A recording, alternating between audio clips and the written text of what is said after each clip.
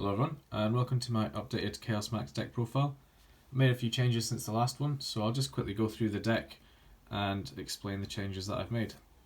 So to begin with, I run 3 Blue Eyes Chaos Max Dragon. Can't be targeted or destroyed by opponent's card effects and does double piercing damage, so it's the main boss monster in the deck. Then we run 1 Blue Eyes Chaos Dragon and 1 Amorphact Pain the Draco Overlord. So this card is a really good card for outing things like Dragoon, because when it declares an attack, it changes the battle position of all monsters on the field, obviously except link monsters, and changes their attack and defense to 0, as long as it was summoned by using Blue Eyes White Dragon. And the Amorphact Pain is a really good card because if you're going first, it skips your opponent's battle phase, so it means you survive the turn, but also it has a floodgate effect where it negates the effects of all fusion, synchro, and Xyz monsters while they're on the field. So this is really good for dealing with monsters such as Zeus at the minute. You can just turbo this out and turn off the Zeus, and then you're good to go.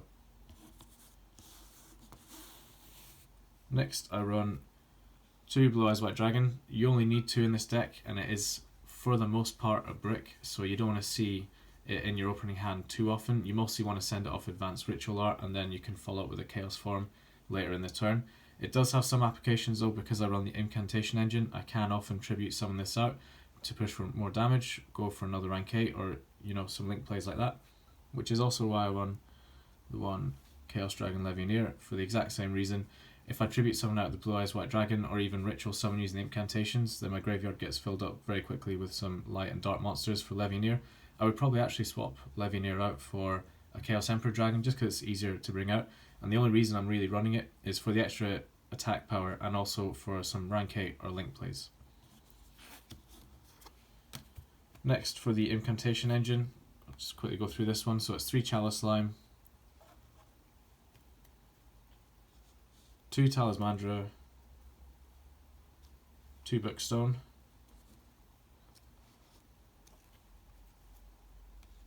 2 Candle, and 2 Pencil Plume. So I run them all at 2, as I think this is probably the best ratio for this deck. So although the Pencil Plume and the Bookstone are considered not to be as good, I see a lot of decks running those at 1. It's probably better to run them at 2 because you want to see them in your hand because they're the better ones to open. Because if you open a Pencil Plume, that means you're going to get either a ritual spell or a monster, whereas if you open a Candle, you're only going to get a ritual monster in most cases, like for the early turns. Next, for the normal summons, I run 2 Manju of the 10,000 Hands, searches you any ritual monster or spell from the deck, and then I run one of my win conditions, Nightmare Corruptor Ibli. So this is a really good card for helping you OTK with Chaos Max, and also it's a floodgate effect for your opponent.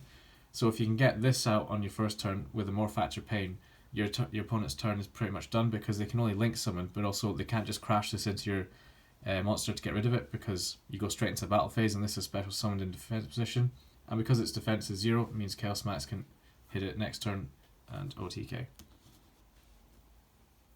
Now for the spells in the deck, I run 2 Chaos Form and 2 Advanced Ritual Art.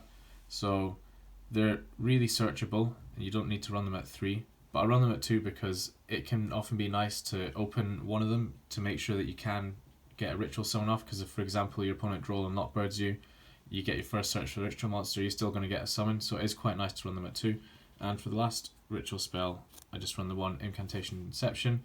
It lets you plus really easily off the Incantation Engine and gives the deck a lot of comeback potential too. Next, I run 3 Preparation of Rites. This is just to search out the Incantation Engine, and also the fact that it adds back a ritual spell is really useful as well, because if they negate your ritual summon, you can then just activate this and get your spell back and go again. Then I run 3 Extra Foolish Burial. It's just for consistency. We don't set cards in this deck, and also paying half your life points is really nothing in a deck that just wants to OTK going second. So yeah, it also has some applications where you could send an Elder Entity in Tis, for example, and then you can pop a problematic monster like Zeus, which can get rid of your Chaos Max. Next new addition in the deck is 3 Bingo Machine Go. This is just for extra consistency again. So this searches any Blue Eyes monster or any spell that lists a Blue Eyes White Dragon in it. So that means you can search your Chaos Form, your Chaos Max, your Chaos Dragon, or your Blue Eyes White Dragon. So yeah, really good card, but also it can also be used for like baiting an Ash Blossom, something like that. Should mention as well that the Blue Eyes Chaos Dragon and the Bingo Machine Go recently got reprinted, so they're now pretty budget. And lastly, for the main deck, I play 2 Book of Eclipse. So this reads, change all face-up monsters on the field to face-down defense position. During the end phase of this turn, change as many face-down defense position monsters your opponent controls as possible to face-up defense position, and then your opponent draws cards equal to the number of monsters changed face-up by this effect. So this card serves a lot of useful functions in this deck. For a start, it puts all of your opponent's non-link monsters into face-down defense position, which will allow Chaos Max to deal more damage. It's also useful in most meta deck matchups, because it doesn't target, so it means you can get rid of cards like Dragoon or the bird up barrier statue, but that's protected from targeting by the Seamorg link. It'll also help you deal with Zeus and Ultimate Conductor Tyranno, both of which can easily get rid of Chaos Max. And against the Dogmatica matchup too, it will set the Ecclesia, which means you do turn off Fleur-de-Lis's negate effect, so it's useful for when you're still trying to build your board. Book of Eclipse also has a nice interaction with Blue Eyes Chaos Dragon. So since Blue Eyes Chaos Dragon changes monsters on your opponent's field, it changes their battle position when it declares an attack. Any monster that have been set by Book of Eclipse will be flipped face up into attack position with 0 attack and defense. So this means at the end phase, if you're unable to have destroyed all your opponent's monsters, your opponent won't get any draws of Book of Eclipse. And it'll also mean you can beat over their monsters like Dragoon or anything really easily with maybe some more low attack monsters.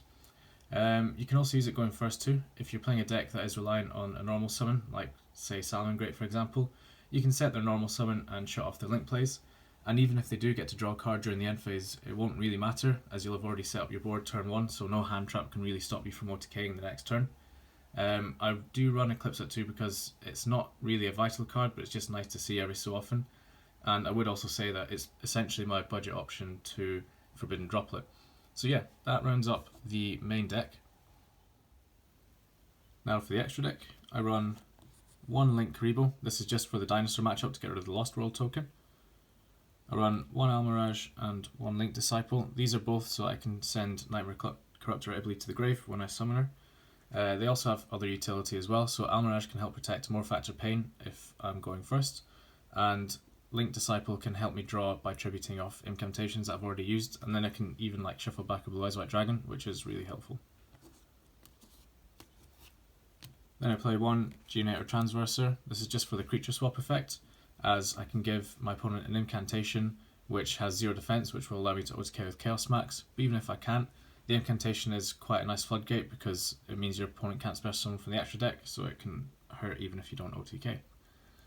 Then I play 1 Nightmare Phoenix and 1 Cerberus. These are just generic and for extra removal. Phoenix for problematic spells or traps like Imperial Order, and Cerberus for problematic monsters such as maybe like a Mechaba maybe, or an Ultimate Conductor Tyranno. And lastly for Link monsters I play 1 Nephthys the Sacred Flame. This is good as against pure builds of Eldritch, they can't get rid of this card even with the Train Engine. And also, as Super Poly is quite prevalent in this format, because Nephthys is a fire monster and all of my main boss monsters in the main deck are dark, this turns off Super Poly in most cases, so it's kind of niche but it does come up. For the Xyz package I run the Numeron Dragon, Draglubion and Tachyon Dragon. So the reason I run these 2 is because if I have an open board to attack into, say I've cleared it, and I only have a Blue Eyes Chaos Dragon and a Chaos Max, I can't OTK, but I can just instead go into Draglubion and OTK through there because Numeron Dragon will be boosted to 9000 attack. And I run the Tachyon Dragon to get rid of cards like Avramax, as it stops their effects being activated during the battle phase.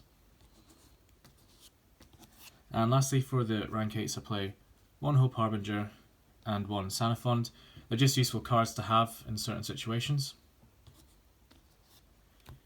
And lastly, I run 2 Herald of the Arclight and 1 Elder Entity and Tis. So these are extra foolish burial targets, and also in the Dogmatica matchup this really helps. So Herald of the Arclight, when sent to grave, searches you any ritual monster or spell, and Elder Entity and Tis, when it's sent to graveyard, can pop any card in the field. So it's useful for dealing with cards like Zeus or Ultimate Conductor Tyranno as well. I know I keep mentioning them a lot, but they're mostly the cards that this deck has to worry about. But yeah, that rounds up the deck, so hopefully you guys have found it helpful, and I'll see you guys on the next one.